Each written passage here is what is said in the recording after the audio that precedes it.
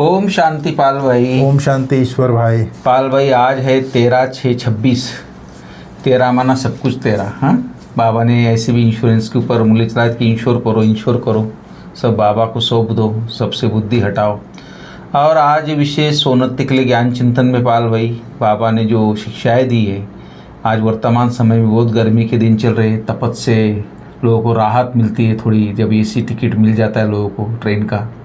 तो बाबा भी बोलता है अगर एसी की बुकिंग कराना है, सतयुगी नेचुरल मौसम जहाँ है, सदाबहार है, जहाँ गर्मी ठंडी सर्दी बारिश सब मर्यादित है, क्योंकि प्रकृति से तो प्रधान है।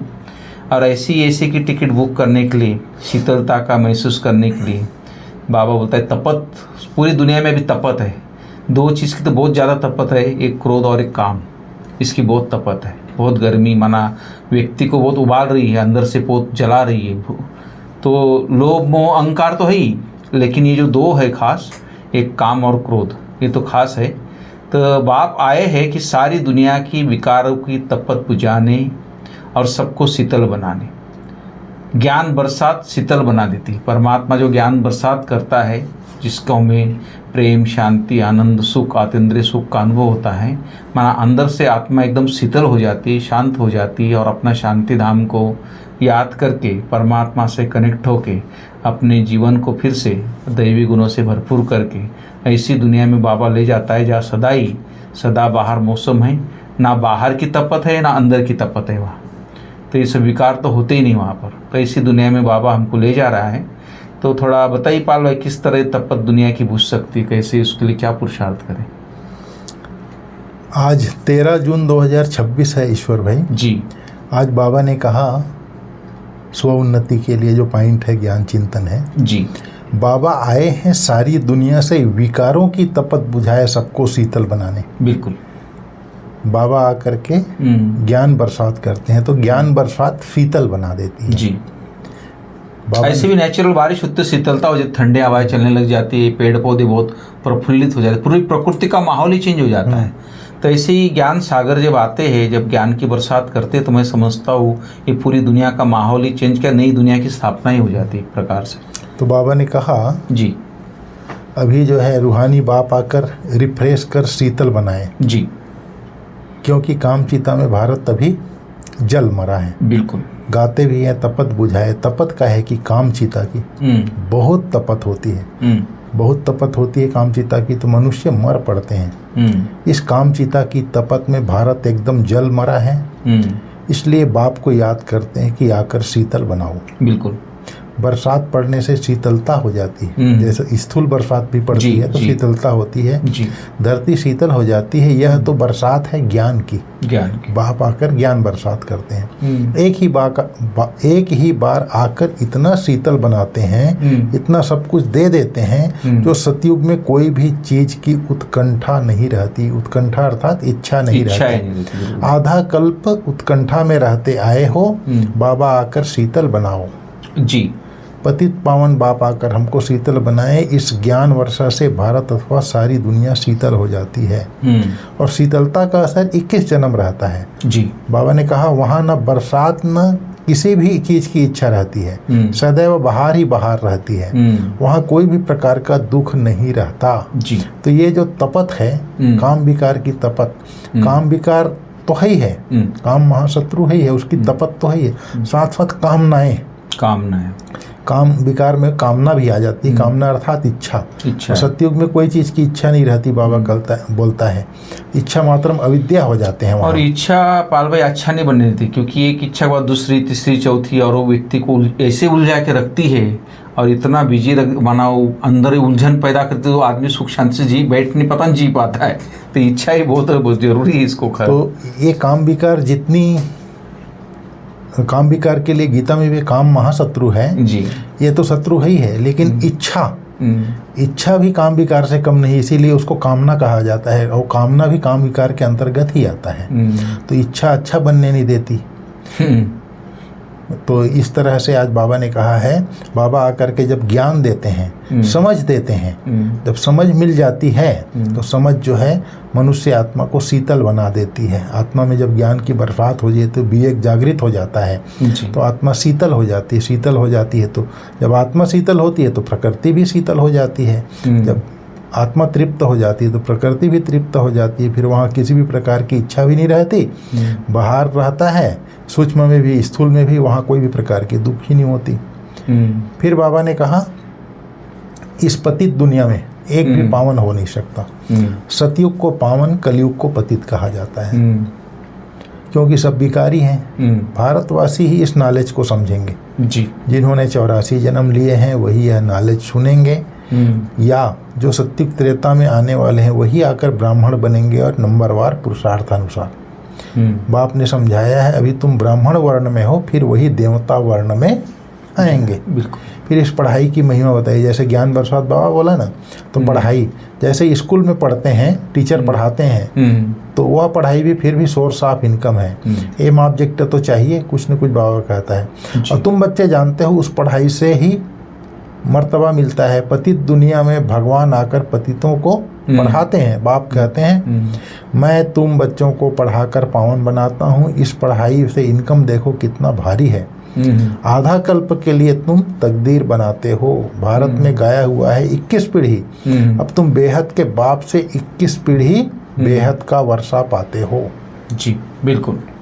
फिर बाबा ने कहा है इस बाप से तुम वैसा वर्षा पाते हो जो पीढ़ी बाई पीढ़ी तुमको दुख नहीं रहेगा जी। भारत में ही बेहद का सुख था। यह ज्ञान और किसकी बुद्धि में नहीं है। यह ज्ञान देने वाला बाप जाने, जिनको देते हैं वह जाने और न जाने कोई जी। बाबा ने कहा ग्रंथ में भी उनकी महिमा गाई हुई है। एक ओंकार निराकार निरहंकार, इसका अर्थ भी अभी तुम समझते हो। वह तो सिर्फ गाते हैं निरहंकारी। इतनी बड़ी अथॉरिटी होते हुए भी उनको कोई अहंकार नहीं है। बिल्कुल। यहाँ थोड़ा भी पोजीशन वाले होते हैं तो उन्हों को कितना नशा रहता है।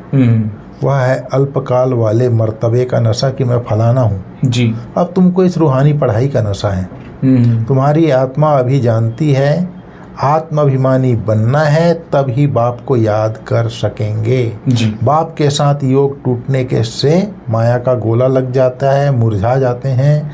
बाबा ने कहा याद करते रहें तो खुशी का पारा चढ़ा रहे। बिल्कुल।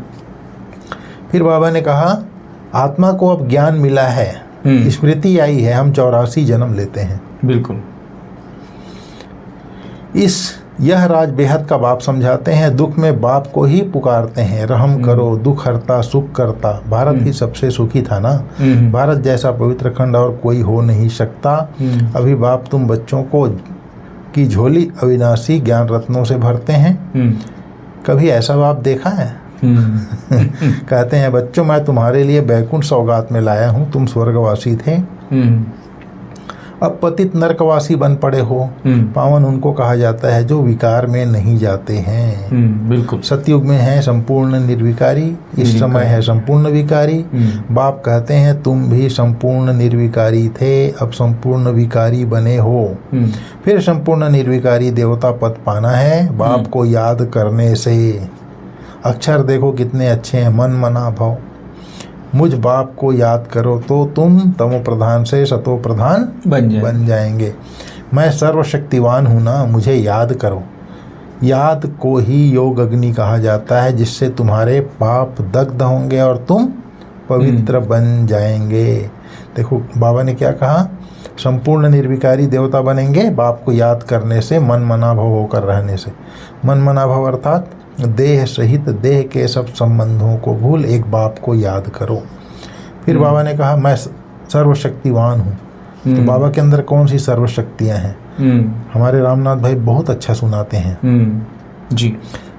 मुख्य रूप से जैसे अष्ट शक्ति आत्मा का के लिए कहा जाता है ना, सहन शक्ति, समाने की शक्ति, समेटने की शक्ति, सहयोग शक्ति, सामना करने की शक्ति, और परख शक्ति, निर्णय शक्ति, विस्तार को संकीर्ण करने की शक्ति। 8 शक्ति आत्मा की है।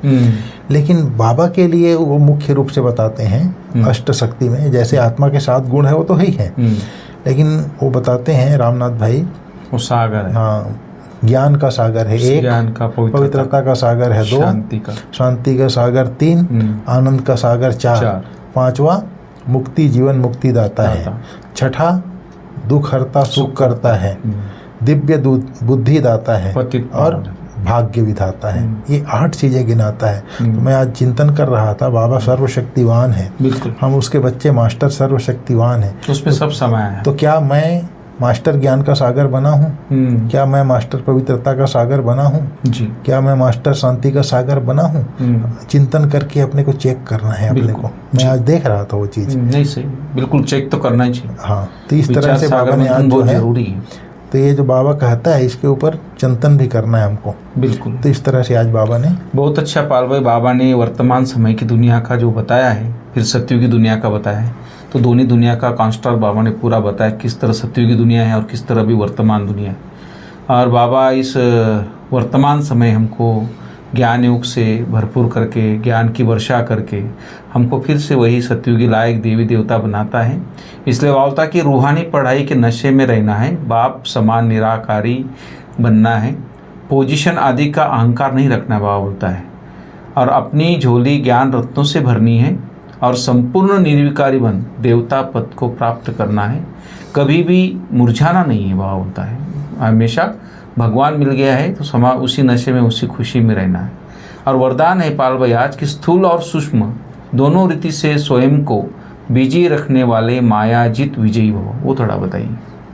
बाबा ने कहा जी, जैसे स्थूल और सूक्ष्म दोनों रीति से मन को भी बिजी रखना है, मन और बुद्धि को जी, और शरीर को भी बिजी रखना है जी। तो फिर मायाजित विजयी बन जाएंगे जी।